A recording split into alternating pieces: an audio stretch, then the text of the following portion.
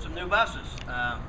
You can see the buses there in front of you. They have a totally new look for us. So it's our effort at doing some rebranding and being a little more progressive. So you can see it's we got the greens, the silver, and the blue, and all that sort of stuff. So we're really excited about the new buses.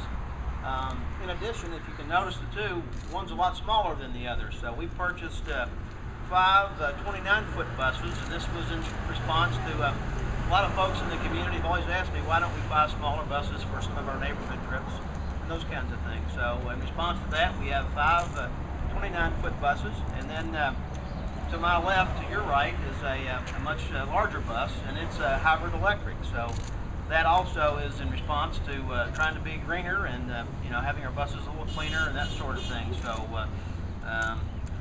we got 2 of that size and being hybrid electric, so that brings a total of 4 hybrid electric buses in our fleet. The other thing that's really neat is that when we buy buses, we typically use federal money to purchase these. And this goes back to 2009, but Senator McConnell's office actually helped us with getting the money to buy these 7 new buses. So here we are in 2011 and finally taking delivery of our buses. And I'd also like to recognize Regina Crawford is here today from Senator McConnell's office. So please extend our gratitude to him, and please let him know you saw the fruits of his labor for us, if you will. So please pass that along.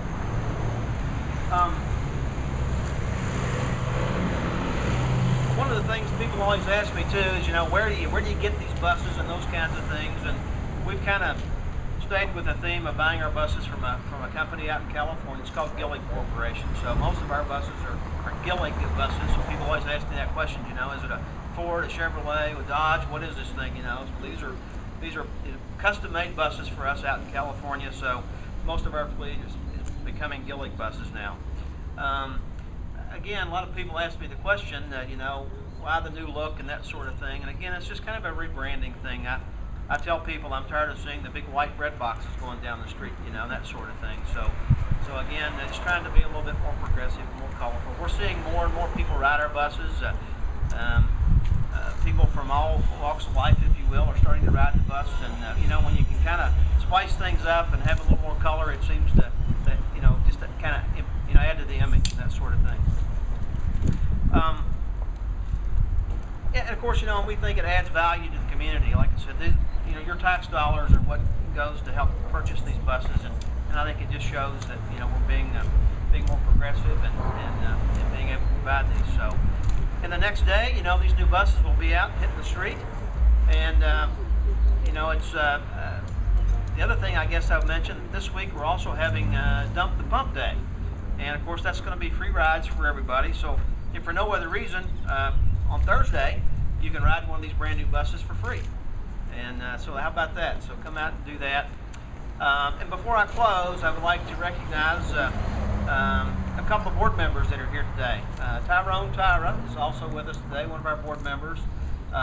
Also, George Miller, our board chairman, is also here with us. And this certainly, couldn't do this without their support and guidance for me. And then I'd also like to recognize Ms. Catherine Leslie. She's here. She was actually on our board when Senator McConnell was able to get the money for us. So Catherine, with your leadership, this is kind of I guess testament to what you've done for us as well. So thank you for coming out today. And with that, we'll close. And I just again thank everyone for coming out today. And I hope that stand around and take a look at some of the buses, get on and see what we have. So thank you all very, very much. Would you say your name? My name is Rocky Burke. I'm the general manager of LexTran. Thank you all.